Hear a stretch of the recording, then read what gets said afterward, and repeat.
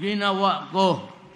Sabi ko sa hospitalization, kung makaya natin gawin kong libre, nandyan na, universal care. Sinabi ko, libre ang edukasyon, nandyan na, ginawa ko, ano pa ba ang kailangan ninyo sa akin? Ginawa ko, sabi ko, ikokontrol ko ang droga. Hindi ko man matapos ng isang araw, pero putang ina ninyo, papatayin ko talaga kayo.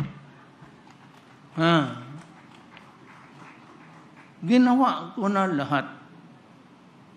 Yung pangako ko, nagawa ko, sila. Pero may ba ospital kayo? Binigay ko yan dahil sa bulong ni Vice Mayor.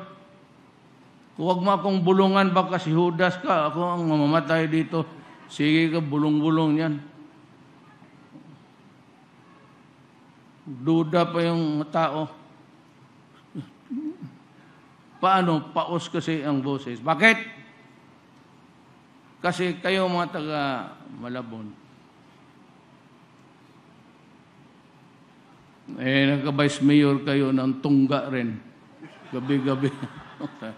Man, paos man ang boses ko. Paano, Mayor? Kasi, Mayor, paos ang boses mo kasi kainom.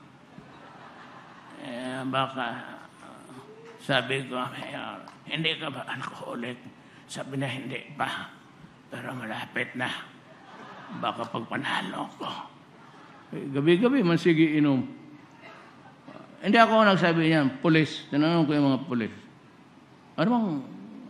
Ano ng estilo ng kampanya dyan? Pantakot, sir, pinupuntahan niyo mga tao. Puta na, sabi ko. Paghanap ka talaga ng sakit ng ulo, huwag kang maghingi kasi ibigay ko talaga sa iyo yan.